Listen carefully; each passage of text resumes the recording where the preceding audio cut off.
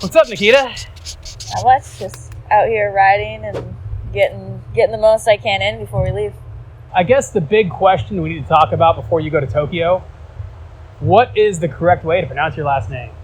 Ducarroz. The Z is silent. The Z is silent. Yep. Has it always been that way? It has always been silent. How often is it mispronounced? Probably every time.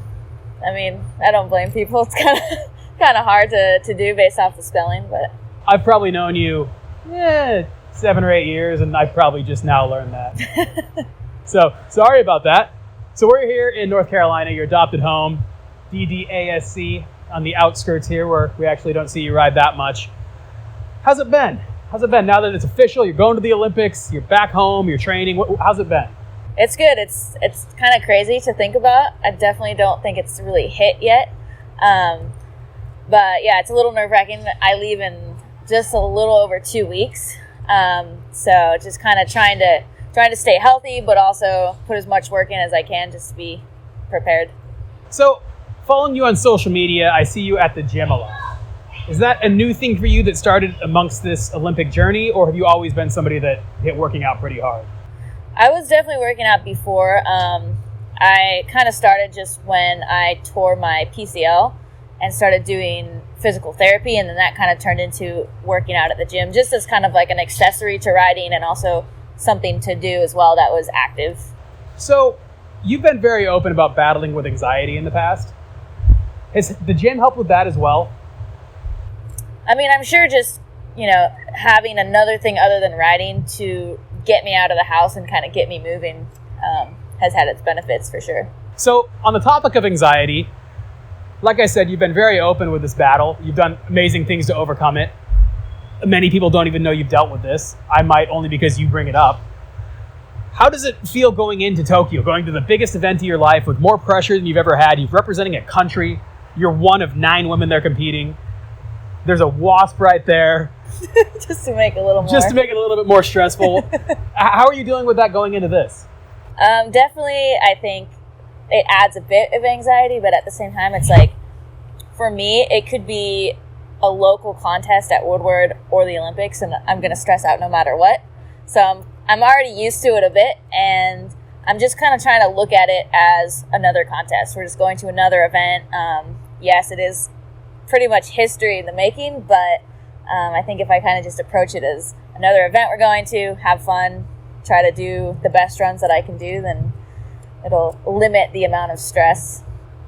So you're approaching it like just any other event, any local event, but the stakes are so much higher. So when you dial it down and try to treat it like one of these local events, are you still able to focus on that big prize and what it would mean to you to take home a gold medal? I think so, because at the end of the day, like, I've always, my goal is always to get on the podium, but almost above that is just to be able to stay calm and like put down the run that I really want to do. That's always my biggest goal, and so I kind of just stay focused on that, and if I'm able to do that, I feel like I have a good chance of getting on the podium. So that's kind of like the biggest battle, is just overcoming myself and putting out everything that I've been practicing.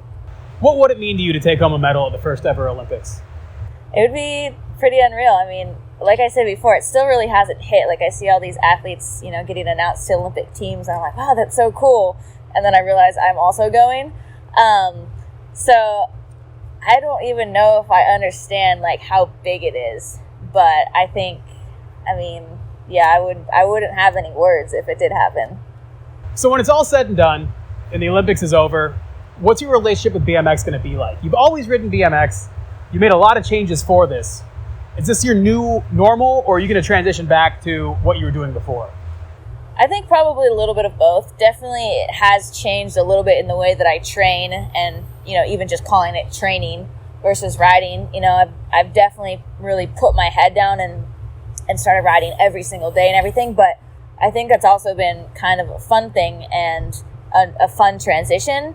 And obviously after Olympics, there's still all of our World Cup events, there's the Van Pro Cup events, and I love all of those and just getting to travel the country and meet new people. So I think it'll kind of just jump back into that. And, obviously there's future Olympics afterwards, but I hope to just kind of be able to take some time to do some fun video projects, stuff like that I've kind of had to put on the back burner while training for all this. So yeah, definitely, a little bit of both. So amongst this Olympic journey, you brought a coach on board, a rider we're all very familiar with, Daniel Wiedemeyer from the Netherlands. What's that been like? It's been awesome. It actually started here when I came to visit, and he was in town.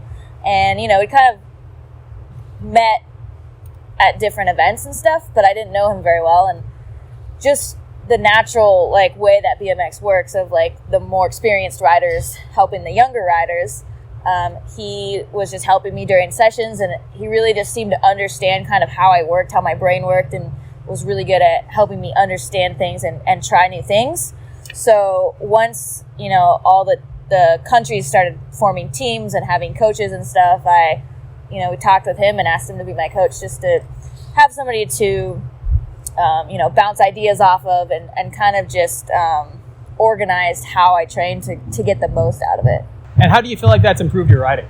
It's improved it so much, just to help me stay on track and like I said, have a more experienced rider give me input and help me with runs and kind of help me find the direction I needed to go to get better and stuff. So, obviously also the harder things that I don't want to do, he's able to see those things that could really help me and push me to do that. So it's been really cool. Do you plan on keeping him around post-Olympics, or is this something that wraps up when the games wrap up? I think I'll keep him around for sure. It might, dial down the intensity a bit, but at the end of the day, Daniel and Lutz are they've become family to me, so they're always going to be around. So you live in North Carolina.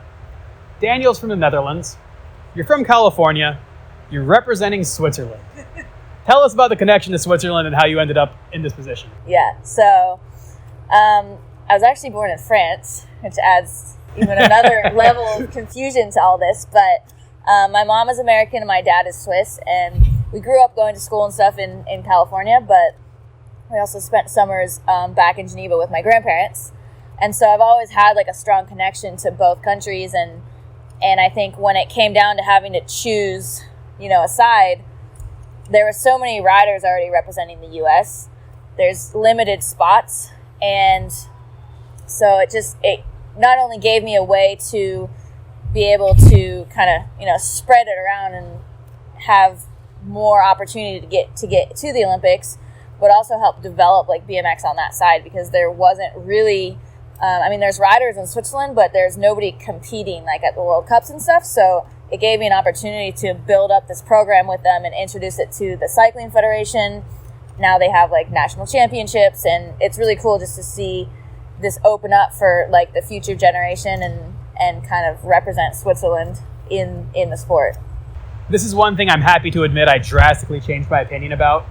When you first started riding for Switzerland, I was like, Nikita, you're an American. You live 30 minutes from me, I know where you live. But the opportunities it's open for other riders, and also the fact that one of my biggest criticisms of the Olympics is it isn't necessarily the 9 best riders. There's a lot of what countries get in, it's kind of how it gets laid out. For example, Brandon Lupos is one of the best riders in the world, and he wasn't able to qualify because Australia only got to send one rider, and it's Logan. Brandon Lupos is, podium almost every contest he rides. Similar situation with the women.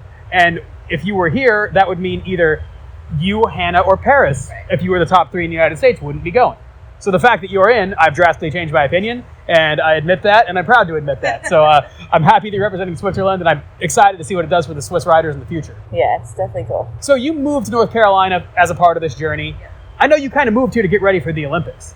That's going to be over in a couple weeks here. Are you going to continue living in North Carolina, or is this journey kind of wrapping up soon? I definitely think I'll stay out here. I made some, permanent purchases, but I think I've really grown to enjoy it here, and I just like the routine of coming here and riding every day. And I just want to, even after the Olympics are over, I want to keep progressing and learning new things. It's been, very challenging, but also a lot of fun. So I'm going to keep doing that for now and see where it takes me. What's crazy is the next Olympic journey starts very soon. And realistically, you're going to have a little bit of downtime, and I assume in about a year and a half, that journey is going to start right back up. Are you willing to do that again? I know it's been a hell of a ride. Definitely. I think the second time will be probably even a little bit easier, just kind of knowing what the process is. This first time around, nobody knew what was going on. Now we kind of have a bit of a blueprint for it. And I mean, like everything, there's a lot of challenges, a lot of times where I kind of wondered what I was doing, but at the same time, it's so much fun and I get so much out of it. So I definitely look forward to doing it again. So one of your main sponsors is Mongoose. And Mongoose has 2 riders going to the Olympics. One is you and one is Peyton Rittenauer, who is a female racer. So the 2 riders representing Mongoose, one of the biggest brands in BMX in the Olympics, are women. What does that mean to you? It's really cool. I mean, Mongoose has always been such a cool brand to be a part of, but also just the fact that they were one of the first brands to, offer a legit sponsorship to a female rider. I mean, I've been with them for at least 6 years. So it's like, even before all this Olympic stuff, they were willing to take that jump on a side of things that wasn't really developed yet, and just offer a really awesome amount of support. So it's definitely awesome to kind of be on this journey with them and just have, also having them step into the race side and support us on it. So I know Mongoose has kind of backed off on bringing you on trips and whatnot lately because you've been so focused on the Olympics. Is that something you're willing to get back into? Absolutely. I love the Mongoose trips. It's always, an important part of, I feel like being on a specific team is having, mixing well with the other riders. And the Mongoose team is such a fun group of people to be around, incredible riders. So the team trips are always a lot of fun, kind of just exploring different parks and getting inspired by everyone's different style of riding. Let's get back to Tokyo.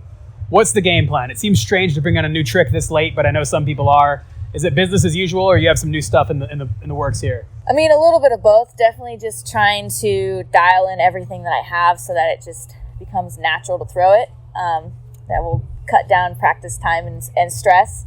I'm trying to, get a couple things learned, but at the end of the day, I think if I can just put what I have into a good run, then it could be enough. What one thing are you looking forward to the most in Tokyo? I think just kind of experiencing the Olympics, just the whole, everything about it. It's such an elite event and something that I've been seeing on TV for so long and always wondered about. So I think it'll be cool just to be in the mix and just see all these other athletes. And hopefully, with COVID, there will be some restrictions, but hopefully we can still kind of mix with them and meet people from other sports. Well, I hope that as well. You have a big experience ahead of you, and I'm excited on your behalf. Nikita, I know you have a session to go ride. Is there anything else you care to add before you go shred? Just big thanks to everyone that's had my back all these years. Before all this was happening, everyone that is with me today was still, on board and just helping me live my dream and kind of follow a path that wasn't really there yet. So thanks to everyone for that. You're welcome. Thank you, Kyle.